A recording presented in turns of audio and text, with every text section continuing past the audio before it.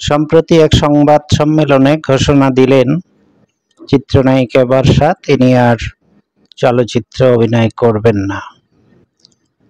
তার ভাষ্যমতে হাতে কয়েকটি ছবি আছে, এগুলো শেষ করতে করতেই বেশ সময় চলে যাবে, এরপর আমি আর নতুন কোনো ছবি করব না।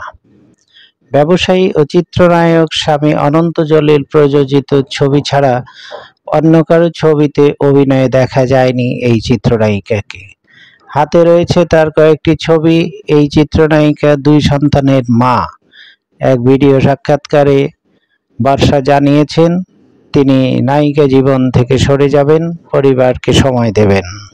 কেন কাজ করবেন না এমন প্রশ্নের উত্তরে চিত্রনায়িকা বর্ষা বলেন, আমি খুবই বাস্তববাদী, এর ফলে আমি বাস্তবতা মাথায় রেখে চিন্তা করি। আমার মনে হয় নায়িকাদের একটা বয়স পর্যন্ত স্ক্রিনে ভালো লাগে, ততদিনে কাজ করা উচিত।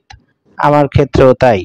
সিনেমা ছাড়ার কারণ ব্যাখ্যা করে বর্ষা আরও বলেন, আমার বড় ছেলের বয়স 10 বছর, ছোট ছেলের বয়স 7 বছর। কয়েক বছর পরেই তো বড় ছেলের 14-15 বছর বয়স হয়ে যাবে। তখন সে যদি দেখে তার মা সিনেমার নায়িকা তখন কি ভাববে, এসব চিন্তা করেই সিনেমা ছেড়ে দেওয়ার সিদ্ধান্ত নিয়েছি। চিত্রনায়িকা বর্ষা 2010 সালে খোঁজ দ্য সার্চ সিনেমার মাধ্যমে বড় পর্দায় অভিষেক হয় তার। এতে অনন্ত জলিলের বিপরীতে অভিনয় করেন তিনি। 2011 সালের 23 সেপ্টেম্বর ভালোবেসে ঘর বাঁধেন এ তারকা জুটি। তাদের সংসারে আরিচ ইবনে জলিল ও আরবার ইবনে জলিল নামে 2 পুত্র সন্তান রয়েছে।